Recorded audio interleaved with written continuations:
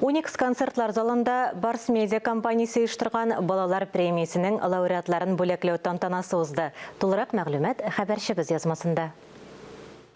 Нәк шушы ишек артында биюгә һәм җырга сәләтле булган балалар татар эстрадасының артистлары белән бергә чыгыш ясыйлар. Җиңүчеләр атна саен ТМТV телеканалында бара торган балалы солянка тапшыруында катнашчылар арасыннан сайланган. Аларның клиплары ай дәвамында хит-парадның югары баскычында торган. Татар җырларын, биюләрен, уен коралларында татар халык көйләрен башкарган балалар лауреат булыр өчен көч сынашкан. Лауреатлар сәхнәдә кызыл келәмнән узды һәм концертта татар эстрадасы артистлары белән бергә чыгыш ясады. Аларның бик күп регалияләрне башында гына тыңлап торсагыз да, хәзер алар анда Милан, Франция подиумнарында модель булган кызлар.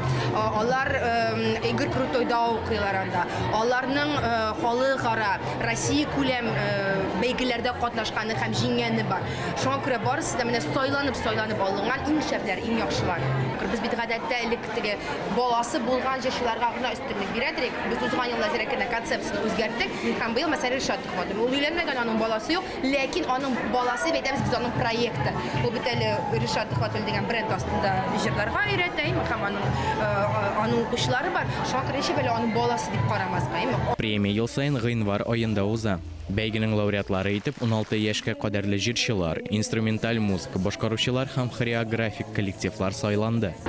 Иң мөһим момент әлеге проектның минем уйлавымча ул туган телдә булу. Хәзер бит инде бөтен бик күп балалар, шул мин дә үзем ике бала әнисе буларак әйтәм. Алар кызганычка каршы инде ай булбулын тыңламыйлар, дөресен әйтергә кирәк. Алар YouTube каналдагы популяр кызларны карыйлар, блогерларны карыйлар. Алар инде zaman белән бергә атылар һәм менә шул заманнан ничек тә төшеп калмаска иде. Һәм менә без шушы балаларны аларның телендә сөйләшергә тырышабыз, аларның телендә аралашырга тырышабыз.